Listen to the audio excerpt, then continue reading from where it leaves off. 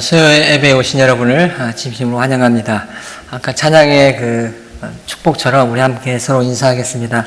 한 해 동안 수고 많으셨습니다. 우리 옆에 분과 인사하겠습니다. 한 해 동안 수고 많이 하셨습니다. 한 번 더 인사하겠습니다. 그리스도의 평화를 전합니다. 그리스도의 오늘 은혜와 믿음을 통한 구원의 선물이라는 제목으로 하나님의 말씀을 듣도록 하겠습니다. 여러분 삶 가운데 은인이 있으십니까? 은인은 특별한 혜택을 준 사람입니다. 그래서 언젠가는 내가 그 사람에게 꼭 빚을 갚아야지 하는 마음의 부담감이 있습니다. 그래서 그 사람에게 빚을 갚지 못할지라도 다른 사람에게라도 내가 그 빚을 갚아야 하지 않은 그런 마음이 은인의 마음일 것입니다.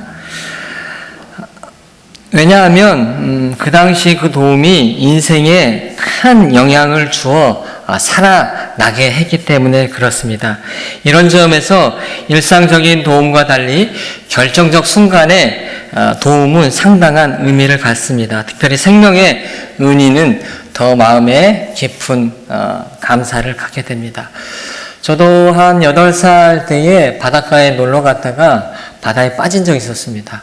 그 턱이 있어서 사람들이 못 발견할 뻔했는데 지나가던 어떤 아저씨 행인이 제가 물에서 왔다 갔다 들어갔다 나왔다 하는 걸 보고 구해줬습니다.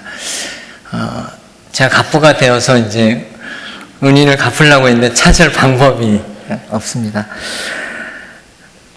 여러분의 인생 가운데 은인이 누구입니까? 특별히 이밀생활 가운데 예상치 못한 도움은 평생 기억나며 이민생활을 살아가게 했을 것입니다. 만약 은인이 없이 평생 혹시 자신의 힘으로 살아오셨습니까? 이번 성탄절 기간에 다시금 은인, 나를 새롭게 하고 나를 도와줬던 숨어있는 사람들을 발견하고 더 나아가 영생을 주신 예수 그리스도를 깊이 발견하는 성탄절이 되기를 주님의 이름으로 축원드립니다. 먼저 은혜에 의하여입니다. 솔라 5가지가 있습니다. 솔라 5가지. 첫 번째는 뭐냐면 오직 성경, 두 번째 오직 그리스도, 그 다음에 오직 은혜, 오직 믿음, 마지막 뭘까요? 만남의 교회 성도의 실력을 한번 오직 하나님께 영광, 오직 영광입니다. 이 5가지 중에 오늘 2가지 은혜와 믿음에 대해서 중심으로 말씀을 나눠보도록 하겠습니다. 성경에서는 이 은혜에 대해서 이렇게 설명합니다. 은혜는 하나님으로 불쌍히 여기다 호의를 베풀어 주다라는 뜻을 가지고 있습니다. 하나님께서는 경건하고 그분을 위해서 고행하는 자에게 인도와 은혜를 베풀어 주십니다. 그래서 그것이 바로 사랑과 은총과 긍휼, 즉 은혜인 것입니다. 구약에서는 이것은 라하임, 죄사함으로 표현되어 있습니다. 시편 52편 1절에서는 하나님이여 주의 인자를 따라 내가 은혜를 베풀며 주의 많은 긍휼을 따라 내 죄악을 지워주셔서, 즉 구약의 은혜는 무엇이냐면 하나님께서 죄를 속죄해 주시는 은혜인 것입니다. 신약에서는 이 은혜를 카리스로 표현하는데요. 카리스는 매력적인 아름다움, 보상이나 호의를 표현할 때 사용하였습니다. 이후에 헬라인들은 이것을 호의나 보상을 기대하지 않는 것으로 사용하면서 초대 그리스도인은 구원의 선물로 이 카리스라는 단어를 사용했습니다. 사도 바울이 이 단어를 어떻게 썼냐면 예수 그리스도를 통해서 하나님의 사랑으로 표현했는데 죄인에게 베풀어진 하나님의 사랑으로 표현했습니다. 그럼 우리가 이렇게 하나님의 은혜를 받았는데 이 은혜가 계속 유지되어야 되고 은혜의 관계가 유지되어야 되는데 그것이 잘 이루어지지 않는 것이 우리의 신앙생활입니다. 은혜 관계의 특징 중에 하나는 시간이 지나면서 그 감사의 강도가 점점 떨어진다는 것입니다. 삶의 어려움에서 안정기로 변화할 때 자기 중심성이 강화되면서 은혜를 잃어버리고 자기 스스로 세운 것으로 착각하기 때문에 그렇습니다. 왜 이런 현상이 일어날까요? 은혜의 반응 시기를 놓쳤기 때문에 그렇습니다. 하나님의 은혜는 분명히 반응해야 합니다. 왜냐하면 그 은혜의 출처가 하나님으로부터 온 것임을 유지하기 위해서입니다. 내가 한 것이 아니라 하나님의 은혜가 철저히 하나님으로부터 왔다는 것을 유지하기 위해서 우리는 끊임없이 하나님의 은혜에 대해서 반응해야 하는 것입니다. 누가복음 7장에서는 백부장의 믿음을 칭찬합니다. 예수님께서 백부장에게 은혜를 베풉니다. 백부장이 하인들의 병을 고쳐달라고 요청합니다. 그러나 백부장의 믿음은 대단합니다. 오시지 않아도 됩니다. 말씀만 해주십시오. 예수님의 은혜에 대해서 더 한 걸음 나아가 은혜의 반응이 일어나는 것입니다. 은혜의 관계가 형성되는 것입니다. 누가복음 17장에도 10명의 나 환자가 치료를 받습니다. 은혜를 받았습니다. 치료를 받았습니다. 그러나 우리 주님의 질문은 이렇습니다. 아홉은 어디 있느냐? 아홉은 어디 있느냐? 은혜가 일시적인 어떤 문제 해결로 끝나기를 원치 않으시는 것이 우리 예수님의 마음인 것입니다.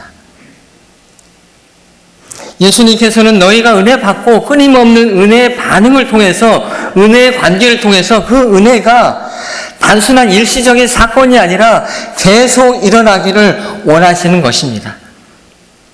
그래서 예수님은 백부장에 이렇게 설명합니다. 이만한 믿음을 만나지 못했다. 그리고 나 환자 중 다시 예수님께 그 은혜에 반응했던 그 한 명에게 내 믿음이 너를 구원하였다라고 다시금 반응해 주십니다. 백부장은 예수님을 내가 불러서 내가 고쳐 주었다라고 말하지 않았습니다. 나 환자 백부장은 예수님과 단순한 도움의 관계를 넘어 구원의 관계, 은혜의 관계로 만들었던 것입니다. 예수님의 도움을 받은 많은 사람들이 은혜의 관계, 은혜의 반응 시기를 가지지 못해서 그때 그 순간 목마름만 해결하는 우를 범할 때가 너무나 많이 있습니다. 여러분 지금 어떻게 살아가고 있습니까? 그저 지금 문제 해결을 위해 주님을 찾습니까? 아니면 더 깊은 은혜의 관계로 들어가고 계십니까? 대림절 우리가 느껴야 할 은혜는 우리의 죄를 위해 말 구해 오신 예수 그리스도와 더 깊이 연결돼야 될 줄 믿습니다. 올해도 예수님 오셨나요? 습관적인 은혜가 아니라 예수님과 깊은 만남을 통해서 이런 칭찬을 받으면 어떨까요? 벨리에서 이만한 믿음을 보지 못하였다. 우리 한번 서로 격려해 볼까요? 벨리에서 당신만한 믿음을 보지 못하였습니다.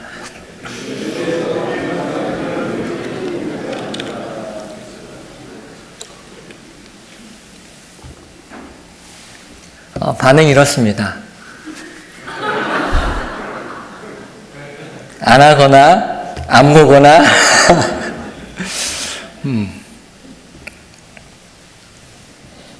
이런 칭찬이 올 성탄절에 일어날 줄 믿습니다. 두 번째는 믿음으로 말미암아입니다. 솔라 피데. 믿음은 은혜의 관계에서 발생하는 근원적 반응입니다. 즉 은혜를 받으면 믿음이 일어나게 되어 있습니다. 은혜가 없기 때문에 믿음의 행동이 일어나지 않는 것입니다. 은혜 받은 사람은 반드시 믿음이 일어나게 되어 있습니다.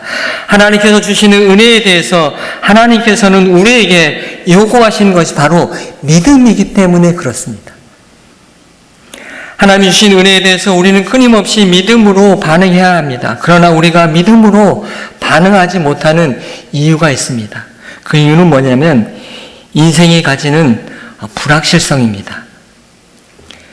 인생은 불확실합니다. 인간의 실손에서 나오는 필연적 현상입니다. 인간은 이렇게 불확실성을 견디지 못하고 하나님을 떠나갑니다. 믿음으로 견디지 못하고 떠나가게 되는 것입니다. 이런 점에서 믿음은 굉장히 지속성을 유지하기에 어렵습니다.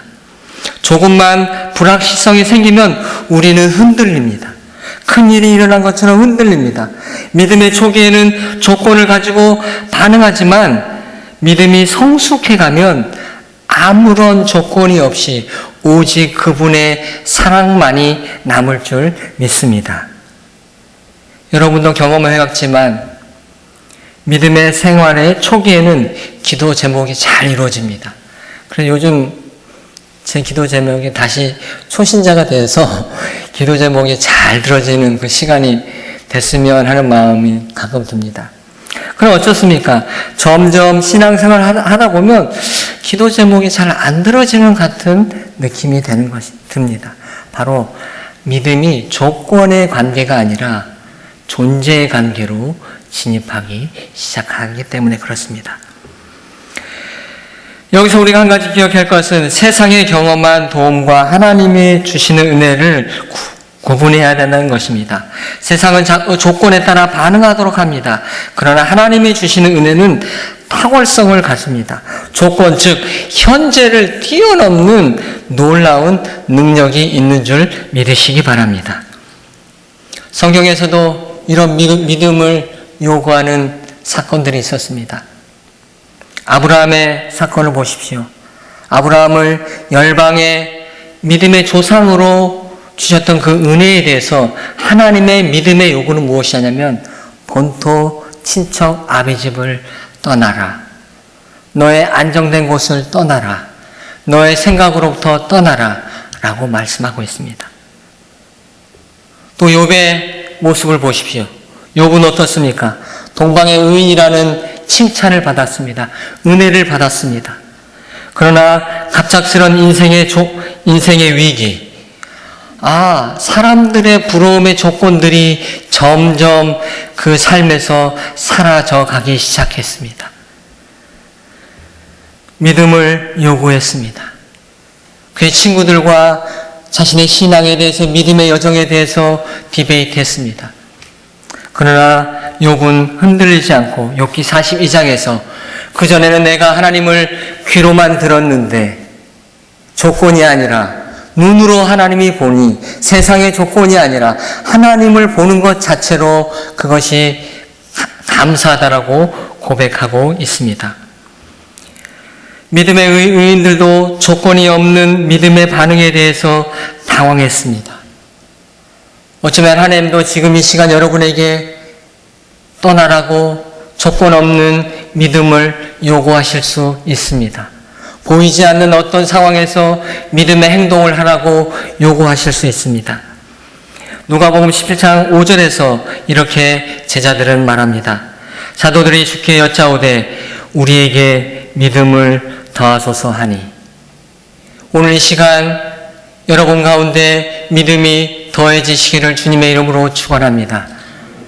다른 사람을 위해서가 아니라 바로 여러분의 신앙을, 여러분의 인생을, 여러분의 가정을, 여러분의 교회를 지키기 위해 여러분에게 믿음이 더해지시기를 주님의 이름으로 축원드립니다. 믿음의 위기가 옵니다. 믿음의 위기가 어디서 올까요? 믿음이 정보와 감정에 의해서 움직일 때 우리는 혼란을 경험합니다. 지금 현대사회는 많은 정보와 많은 지식들이 넘쳐납니다.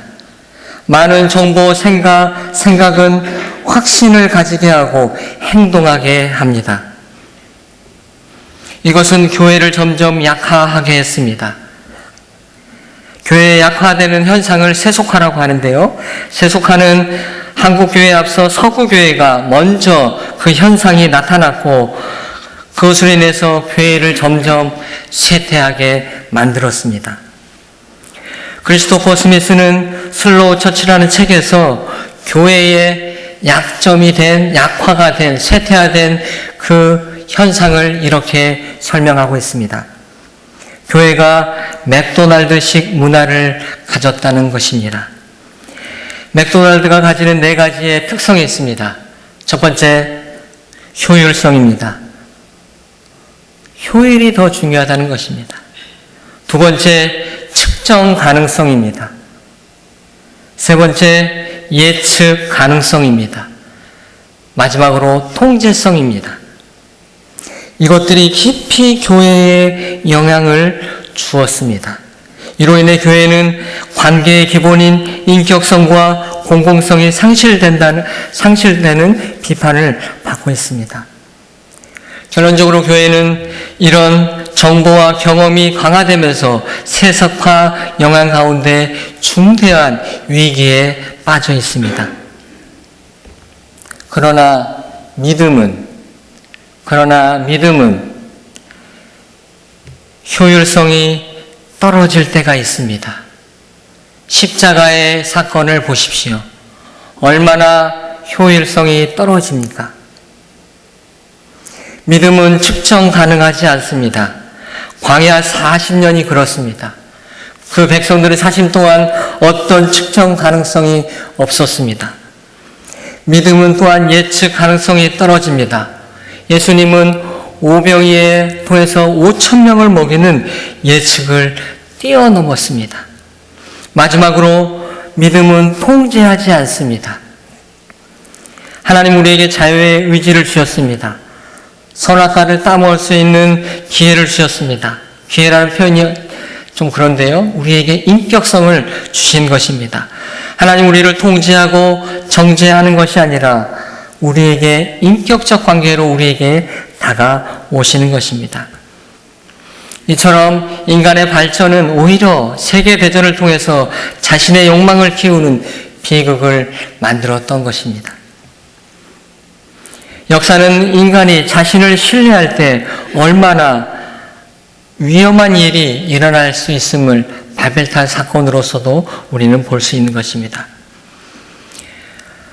믿음의 위기는 정보와 넘어서 두 번째는 느낌과 감정에 의해서 위협을 받습니다. 아브라함과 욥의 불안은 믿음을 방해하는 장애물이었습니다. 우리가 만나는 사건 가운데 처음 반응은 feeling입니다. 어떤 것을 그냥 느끼는 것입니다. 어떤 사건을 느낍니다. 그러나 그것이 반복되면 그것이 감정으로 변하게 됩니다. 이 감정이 부정적 요소로 인격을 지배하면 믿음은 작용할 수가 없습니다. 부정적 감정으로 인해서 하나님과 관계 가질 수 없고 또한 이웃과 친구가 될 수 없는 것입니다. 이런 의미에서 믿음은 자신이 가진 정보나 감정이 진짜라는 확신과 신념이 아니라 내가 가진 경험과 감정이 진짜라는 그런 확신의 과정이 아니라 믿음은 오히려 하나님에 대한 인식이 넓혀지는 과정입니다. 믿음이 생긴다는 것은 뭐냐면, 와, 하나님은 정말 크시구나. 하나님은 내가 무엇을 하는지를 다 아시는구나. 하나님은 내 인생을 다 계획하셨구나. 이것들이 점점 넓혀지는 것이 믿음인 줄 믿으시기 바랍니다. 그러나 우리는 내가 가진 것들이, 내가 경험한 것들이, 내가 가진 정보들이 를 믿음으로 대체하는 우를 범하게 됩니다. 이 은혜와 믿음을 통해서 마지막으로 우리는 구원을 받습니다. 우리 한번 본문을 한 번 더 읽도록 하겠습니다.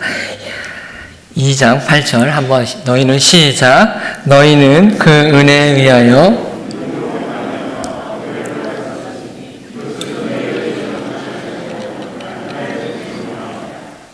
아멘. 그렇습니다. 우리는 은혜와 믿음을 통하여서 종국의 하나님의 선물인 구원을 받는 줄 믿으시기 바랍니다. 이것이 너무나 큰 작품입니다. 여러분, 걸작품은 작가가 깊이 생각하고 노력하여 그린 것입니다. 구원은 전능하신 하나님의 우리를 향한 완전한 작품입니다. 저희 집 한가운데에 한 그림이 있습니다. 그 그림은 무엇이냐면 엠마오로 가는 그 제자의 그림이 있습니다. 저는 그 그림을 그냥 붙여놓은 게 아니라 지나갈 때마다 혹 지나가다가 마음이 멈출 때 그 자리에 앉아서 그 그림을 다시 묵상하고 엠마오의 그 사건을 다시금 재현합니다. 그 작품이 저에게 다시금 무언가를 생각하게 합니다. 그리고 다시 저는 성경의 이야기를 통해서 지금 이 순간 하나님께서 나에게 뭘 말씀하시는지 생각하곤 합니다. 구원은 예수 그리스도를 통해 만든 완벽한 작품입니다. 요즘 하나님께서 이 구원의 작품을 통해서 여러분에게 어떤 질문을 하고 계십니까? 정말 구원의 기쁨과 감격이 있으십니까? 이 점에서 우리는 구원받은 사람으로서의 구원받은 상태를 경험해야 합니다. 여러분, 선물 받을 때 어떠신가요? 선물 줬는데 이러시나요? 선물 받을 때 한번 표정을 한번 잡아볼까요? 땡큐. 감사합니다. 여러분 일어나실 때마다 이 구원의 선물, 하나님 감사합니다. 저를 구원해 주셨군요. 이 놀라운 구원을 저에게 주셨군요. 하나님 감사합니다. 이 고백이 넘쳐나시기를 주님의 이름으로 축원드립니다. 그런데 이 구원의 선물이 느껴지지 않을 때, 힘들어질 때가 있습니다. 그때가 언제일까요? 여러분의 구원받은 것은 하나님의 은총을 입고 그리스도를 믿어 된 것이지 여러분 자신의 힘으로 된 것이 아닙니다라고 성경은 말하고 있습니다. 자신의 힘이 들어갈 때 구원의 사건은 힘들어지는 사건이 됩니다. 구원의 사건은 살아있는 사건이 아니라 죽어져가는 사건이 될 수 있습니다. 여러분 자신의 힘이 들어가고 있습니까? 아니면 오히려 하나님의 힘이, 하나님의 능력이 여러분과 동행하여서 여러분이 살아가고 있습니까? 이 구원은 하나님의 선물로 전적인 하나님의 행위에서 나옵니다. 그래서 과거로부터 변화된 어떤 현상이 있는 것입니다. 그러기에 구원받은 사람은 흔들리지 않습니다. 구원받은 자들은 하늘나라의 특징이 있습니다. 하늘나라가 흔들린다면 여러분 어떻습니까? 하늘나라 가고 싶으십니까? 절대 가고 싶지 않아요. 흔들리는 하늘나라를 어떻게 가고 싶겠습니까? 구원받은 자들은 흔들리지 않습니다. 초대 교인들은 하나님께 충성할 때 자신의 안전의 위협을 받았습니다. 예수 그리스도를 믿는다는 이유만으로, 그리스도를 섬긴다는 이유만으로 경제 생활에 문제가 생기고 사회의 차별을 받아서 삶의 위협을 느꼈습니다. 그런 상태에도 그들은 그 구원의 안정감이 그것을 이겨내었습니다. 여러분이 구원받은 자라면 흔들림이 없어야 될 줄 믿습니다. 구원의 속성이 그렇습니다. 두 번째, 구원은 감사가 넘칩니다. 시편 92편 4절은 이렇게 말씀하고 있습니다. 여호와여 주께서 행하신 일로 나를 기쁘게 하셨으니 주의 손이 행하신 일로 말미암아 내가 높이 외치리이다. 감사는 직접적으로 이익을 누릴 때 가능합니다. 현재 여러분이 주신 구원을 감사할 때 우리는 그 구원의 감격이 일어날 줄 믿습니다. 전 눈이 굉장히 좋은 편이었는데요. 올 초부터 눈이 나빠져서 이제 돋보기를 쓰게 되었습니다. 그전에는 돋보기였습니다. 그전에는 그냥 괜찮은데 설교를 할 때 글씨가 안 보여서 어쩔 수 없이 쓰게 되었습니다. 그래서 눈이 저에게 불편함이 안 좋기 때문에 그것을 감사하지 못했습니다. 그러나 눈이 나빠지고 나서 눈이 굉장히 감사했구나, 큰 일을 했구나, 그런 생각을 들었습니다. 무슨 말씀을 드리고 싶냐면 구원은 나중에 죽음 앞에서 만나는 그 감사의 제목이 아니라 바로 이 시간, 오늘 그 구원의 감격을 누려야 될 줄 믿습니다. 우리가 먹는 음식들, 우리가 먹는 물, 공기, 모든 것들을 감사할 때 우리의 구원이 새로워질 줄 믿습니다. 또 자고 일어나는 것도 감사의 제목이 되어야 될 줄 믿습니다. 마지막으로 구원은 증언해야 합니다. 선물 받을 때 그 특징이 어떻습니까? 기뻐하는 표정도 있고요. 그 다음에 어떻게 할까요? 나 이 선물 받았어. 너무 좋아. 이번에 정말 갖고 싶었는데 이거 가졌어. 너무 좋아. 바로 이 순간이 필요합니다. 주신 은혜, 주신 구원을 증언하지 않으면 의외로 우리의 기억과 인내심은 약해서 구원의 기쁨을 잃어버리게 됩니다. 그렇기 때문에 우리는 날마다 이 구원, 은혜를 증언해야 될 줄 믿습니다. 좋은 일 생기면 자녀들에게도 이거 하나님 응답하셨다. 이거 너무 성도들 간에도 하나님이 이거 응답하셨어요. 하나님 은혜입니다. 증언해야 될 줄 믿습니다. 예수님의 이야기를 자주 해야 합니다. 내 얘기가 아니라 예수님의 이야기를 해야 합니다. 그렇지 않으면 우리는 절망으로 빠져듭니다.